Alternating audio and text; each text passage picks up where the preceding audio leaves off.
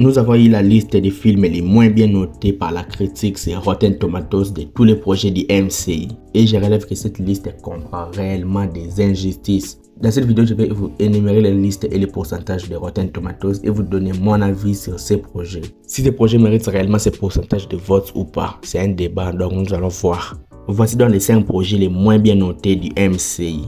En 5e position des pires projets du MCU, nous avons le film Thor The Dark World ou Thor Le Monde des Ténèbres, qui a réussi 66% de votes sur Rotten Tomatoes. Avec ce que le film nous a donné, je considère que 66% c'est beaucoup trop élevé. Le film comprend des méchants vraiment bâclés, une histoire pas très bien racontée, les effets spéciaux pas très bien réussis. C'est l'un des pires films du MCU. Et je considère que 66% de votes pour le film Thor, Le Monde des Ténèbres, c'est beaucoup trop. Nous sommes encore en haut de la liste. Si vous avez vu les films qui sont en bas, comparé à Thor, Le Monde des Ténèbres, vous allez vous énerver. Puisque cette liste est totalement injuste.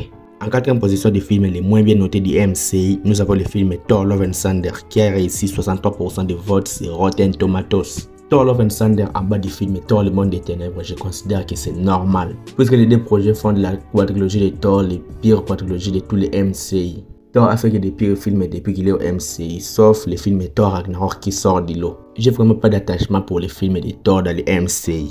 Mais aussi, comme je l'ai dit pour Thor Le Monde des Ténèbres, 63% pour Thor Love and Thunder, c'est aussi trop élevé. Les films méritaient beaucoup moins, puisqu'il a gâché l'un des meilleurs méchants de l'univers Marvel, Gore, le boucher des dieux. Il nous a donné un Zeus ridicule, un Thor ridicule, un scénario ridicule, tout est ridicule dans ces films. L'humour est assez trop et j'en avais marre. Thor Love and Thunder mérite bien d'être en bas de cette liste, mais ça n'est rien comparé aux projets qui sont en bas de cette liste. Pour moi, je considère que le film Thor Love and Thunder devait être l'un des pires projets du MCU avec She-Hulk, car je trouve aucun projet qui est fait pire que Thor Love and Thunder, au niveau des scénarios, au niveau de l'humour et au niveau du gâchis. Le 3e projet le moins bien noté de tous les MCU, c'est la récente série Secret Invasion avec 56% de votes sur Rotten Tomatoes. Bon, pour la série Secret Invasion, je considère que c'est trop bas dans cette liste. Et aussi 56%, c'est pas mérité. Ne vous inquiétez pas, je ne vais pas spoiler la série Secret Invasion. La série devait avoir 65 à 68% de votes puisque les 5 premiers épisodes de la série étaient top. C'est juste les derniers épisodes qui a tout gâché. Et pour anecdote, le dernier épisode de la série Secret Invasion a réussi 13% de votes sur Rotten Tomatoes. Au niveau de l'histoire, au niveau du ton, au niveau du casting, c'est vraiment excellent.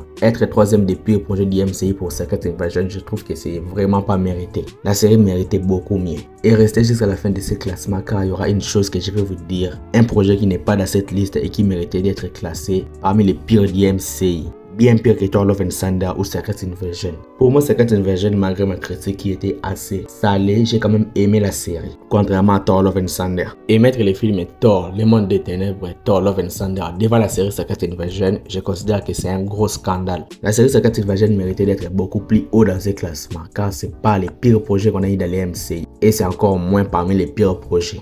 Secret Invasion, malgré ses scénarios, a réussi à mener quelque chose de nouveau parmi les séries du MCU. Et ça, les gens n'ont pas du tout kiffé. Je peux comprendre que la fin de la série n'a pas plu à tout le monde, mais être classé parmi les pires projets du MCU, c'est vraiment pas mérité pour la série. Les deuxièmes projets les moins bien notés de tous les MCU, c'est le film Eternals avec 47% de votes sur Rotten Tomatoes. C'est le gros point où je suis en total désaccord dans cette liste. Le film Eternals pour moi c'est top 10 des meilleurs projets du MCU. Le film a apporté quelque chose de nouveau et les gens n'ont pas kiffé. Ils ont apporté une nouvelle équipe très intéressante, les gens n'ont pas kiffé. Ils ont apporté une réalisation de vrais films, mais les gens n'ont pas kiffé. Ils ont apporté pour la première fois dans la MCU un ton sérieux, les gens n'ont pas kiffé. Un très beau casting, une très bonne alchimie entre les personnages et un scénario captivant, très bien écrit. Les gens n'ont toujours pas kiffé. Ils veulent juste des films à l'ancienne comme des films Iron Man, des films Captain America, mais ils n'aiment pas l'innovation. C'est pour cela que le film Eternals est boycotté. Un échec dans les box-office et un échec critique total.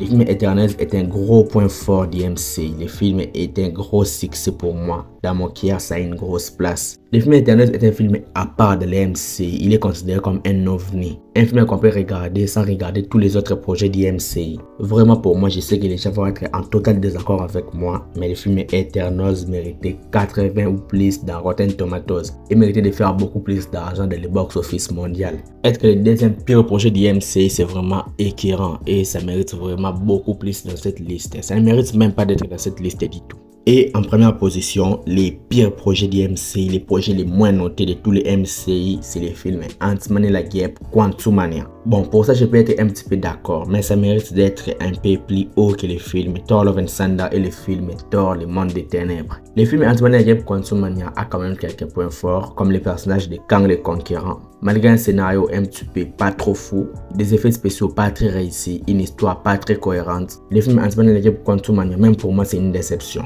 Mais je trouve que le film peut être un petit peu meilleur que le film Thor Le Monde des Ténèbres ou le film Thor Love and Thunder. Le film Ant-Man and the Wasp Quantumania mérite d'être dans cette liste, mais ça ne mérite pas d'être les pires projets, les moins notés de tous les MCI. On a fini la liste des projets les moins bien notés dans tous les MCI. J'ai une question. Parce que si on compare la série Secret Invasion qui est dans cette liste et la série She-Hulk, il n'y a même pas de comparaison. Où se trouve la série She-Hulk parmi les projets les moins bien notés dans tous les MCI? She-Hulk mérite pour moi d'être les pires projets de tous les MCI. Ça mérite d'être à la place d'Ant-Man and the Wasp Quantumania. Avant de finir, un petit bonus, voici les projets du MCI les mieux notés sur Rotten Tomatoes. En 5e position, Spider-Man No Way Home, qui est du fan service, scénario nul et pas mérité. En 4e position, Thor Ragnarok, un petit peu mérité. En 3e position, le film Iron Man, mérité puisque c'est lui qui a lancé les MCI. En 2e position, Avengers Endgame, fan service au maximum et un petit peu mérité. Et en 1re position, le film Black Panther. Je n'ai rien à dire. Et je vais m'arrêter là. Dites-moi ce que vous en pensez dans les commentaires. Like la vidéo et abonne-toi à la chaîne pour être au rendez-vous de mes prochaines vidéos. Suis-moi sur Instagram, le lien est dans la description. C'était Jonathan Geek et je vous dis qu'on se retrouve trop vite pour une prochaine vidéo. Ciao.